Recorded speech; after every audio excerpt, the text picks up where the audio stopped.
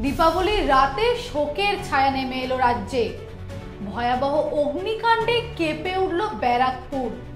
এদিন ভোর রাতে শিউলি গ্রামের ঈশ্বরীপুর এলাকায় রং ও তেল তৈরির কারখানায় ভয়াবহ অগ্নিকাণ্ড।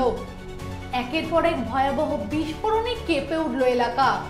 ঘটনাস্থলে প্রচুর সিলিন্ডার থাকায় আগুন দ্রুত ছড়িয়ে পড়ে। এমনকি পাশের গেঞ্জি কারখানাতেও আগুন ছড়িয়ে পড়ে। বিস্ফোরণের ভয়াবহতা এতটাই বেশি ছিল যে এখনো পর্যন্ত আতঙ্কিত এলাকাবাসীরা।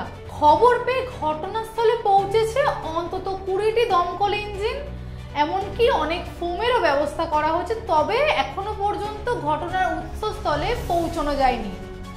পাঁচিল ভেঙে ভেতরে ঢোকার চেষ্টা করে দমকল কর্মীরা।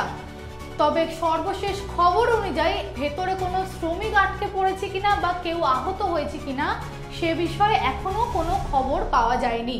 এদিকে কোন্নগরেও কালী পুজোর রাতে ভয়াবহ অগ্নিকাণ্ড। হুগলি জেলার জিটি রোড সংলগ্ন এলাকার গ্যাস অফিসের ছাদে হঠাৎই আগুন লাগে। ঘটনায় 2টি দমকল ইঞ্জিনের তৎপরতায় আগুন নিয়ন্ত্রণে আনা যায়।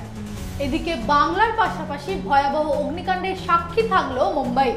দীপাবলির রাতে নাভি মুম্বাইয়ের ফাঁসি এলাকায় এমজিএম কমপ্লেক্সে রাহেজা রেসিডেন্সির 10 তলার ফ্ল্যাটে আচমকা আগুন লাগে।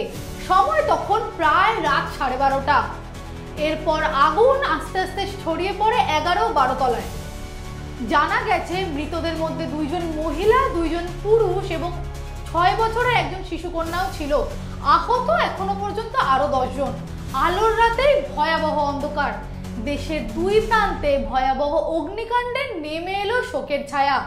একদিকে বাংলার ব্যারাকপুর ও কোন্নগরে ভয়াবহ বিস্ফোরক, অন্যদিকে নাভি মুম্বাইয়ের বহুতলে ভয়াবহ আগুনে প্রাণ গেল 5 জনের। আরো জানতে হলে চোখ রাখুন হেডলাইন্স কলকাতায়।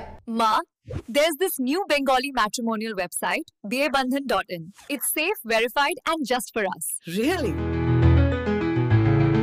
देर न करें, आज ही रजिस्टर करें।